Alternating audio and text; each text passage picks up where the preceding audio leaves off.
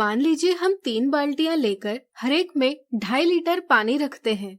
अगर हम सभी बाल्टियों का पानी मिला ले तो हमें कितना पानी मिलेगा, यह पता करने के लिए हमें 2.5 लीटर धन 2.5 लीटर धन 2.5 लीटर का परिणाम ज्ञात करना होगा। चूँकि हम 2.5 को 5/2 लिखते हैं, इसलिए हम 5/2 लीटर धन 5/2 लीटर धन 5/2 लीटर से भी परिणाम पता कर सकते हैं। यहाँ सभी परिमेय संख्याओं का हर समान है, इसलिए हम हर समान रखकर अंशों का योग करेंगे। इससे हमें परिणाम प्राप्त होगा 15/2। चूँकि यहाँ एक ही संख्या का बार बार योग किया जा रहा है, इसलिए हम इसे गुणन के रूप में भी व्यक्त कर सकते हैं। जैसे यहाँ 3 बार 5/2 दोहराई गई है, इसलिए इसे हम 3 गुणा 5/2 इस गुणन के रूप में व्यक्त कर सकते हैं। हम 3 को 3/1 लिख सकते हैं। अब गुणन का परिणाम प्राप्त करने के लिए हम अंशों का गुणन करेंगे, फिर हरों का गुणन करेंगे। इससे हमें गुणन का परिणाम प्राप्त होगा 15/2, जिसे हम 7 और 1/2 भी लिख सकते हैं। यानी कि तीनों बाल्टियों का पानी मिलाने पर हमें कुल 7.5 लीटर पानी मिलेगा।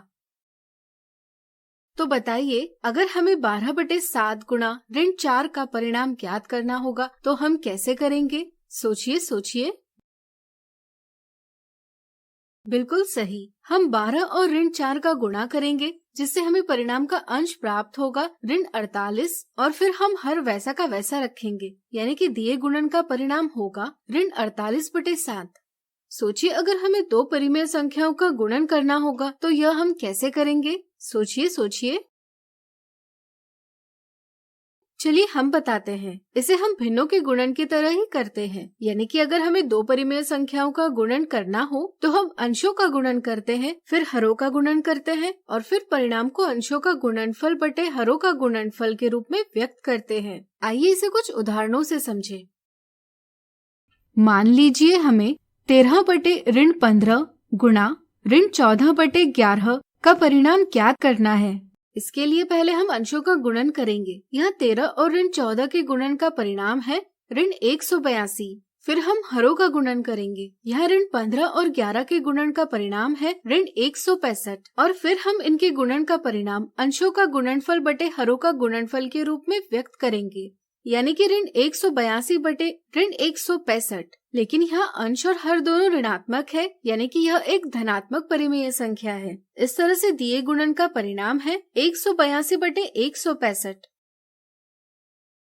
अब सोचिए, अगर हमें 4/5 गुणा 5/4 का गुणनफल ज्ञात करना होगा तो यह हम कैसे करेंगे?